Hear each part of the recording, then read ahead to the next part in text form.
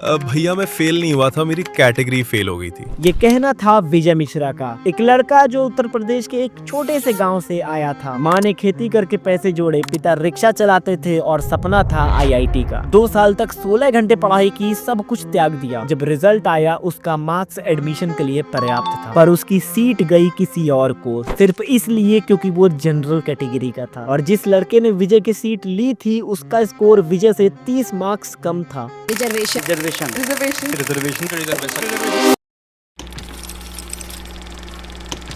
जय हिंद दोस्तों, आज के इस वीडियो में हम देखेंगे कि क्या होता है रिजर्वेशन और क्यों इसको इंट्रोड्यूस किया गया था, आखिर कहाँ इसका सही यूज होता है और कहाँ गलत। आज की इस वीडियो में हम ऐसे और भी सवालों का जवाब देखते हुए रिजर्वेशन के बारे में कंप्लीट इंफॉर्मेशन लेने की कोशिश करेंगे। अब देखो, इतने कंट्रोवर्शियल टॉपिक को समझने से पहले हमें रिजर्वेशन पे क्लैरिटी लानी होगी, जिसके लिए सबसे पहला पॉइंट है हमारा व्हाट इज रिजर्वेशन। रिजर्वेशन एक सिस्टम है जो गवर्नमेंट द्वारा प्रोवाइड कराया जाता है सर्टेन कास्ट के लोगों और कम्युनिटीज को जो पास्ट में डिस्क्रिमिनेशन, पुअर्टी या सोशल बैकवर्डनेस फेस किए रहते हैं। और ये जो रिजर्वेशन है वो गवर्नमेंट जॉब्स या एजुकेशनल सेक्टर या स्पेशल चांसेस द्वारा दिया जाता है। अब ये जानो कि रिजर्वेशन भारत में शुरू क्यों हुआ था। तो देखो, पिछले हंड्रेड्स ऑफ ईयर में भारत में कुछ कम्युनिटीज थी जिन्हें बहुत ज्यादा क्रिटिसाइज किया गया था, स्पेशली शेड्यूल्ड कास्ट और शेड्यूल्ड ट्राइब्स को। यानी उस समय ऊंची जाति वालों ने सिर्फ इन लोगों की जाति देखकर इन्हें एजुकेशन, जॉब्स और सोसाइटी में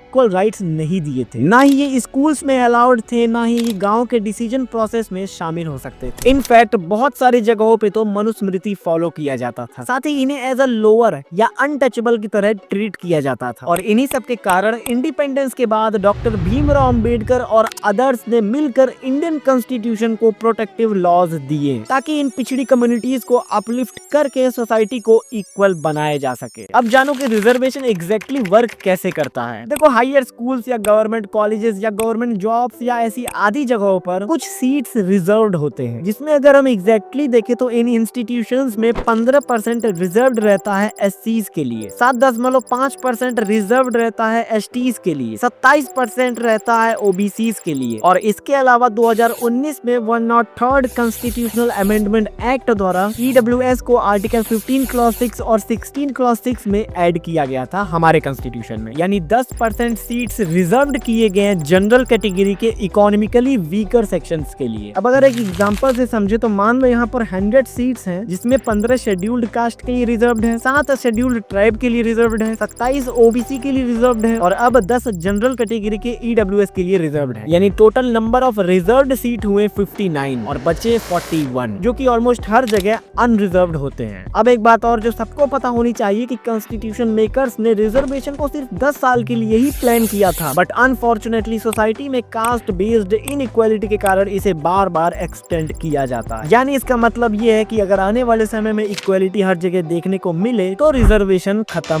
हो जाएगा। अब हम एक्चुअल डाटा से देख लेते हैं कि रिजर्वेशन सक्सेसफुली वर्क कहां और कैसे किया है। देखो, पिछले कई सेंचुरीज में बहुत सारे एससी, एसटी साथ ही ओबीसी भी एजुकेशन के लिए रिस्ट्रिक्ट रहे थे, जिस कारण 1950s में एसटीज, एसटीज की लिटरेसी 10% से भी कम थी। यानी उस समय इनकी टोटल कास्ट में 10% से भी कम पढ़े लिखे लोग हुआ करते थे। लेकिन रिजर्वेशन द्वारा शेड्यूल्ड कास्ट की लिटरेसी 1961 में 10.27% और फिर 2011 में 66.1% हो जाती है। साथ ही एसटीज की लिटरेसी भी 8.5% से 58.96% तक पहुंच जाती है। तो देखो, इस तरीके से रिजर्वेशन एजुकेशन सेक्टर में सबको इक्वल बनाने की कोशिश करता आया है। लेकिन दोस्तों, अब इधर कुछ समय से एजुकेशन सेक्टर में रिजर्वेशन का गलत उपयोग भी किया गया है, जो अभी आगे मैं रियल एग्जांपल से बता दूंगा। अब देखते हैं रिजर्वेशन सक्सेसफुली वर्क का दूसरा पॉइंट, यानी राइज इन ब्यूरोक्रेसी। देखो, रिजर्वेशन के पहले इंडियन ब्यूरोक्रेसी या कह सकते हैं इंडियन एडमिनिस्ट्रेशन को अपर कास्ट द्वारा ही डोमिनेट किया जाता था, स्पेशली ब्राह्मण्स और अदर्स द्वारा। यानी दोस्तों, उस समय में हरिजन कहे जाने वाले लोग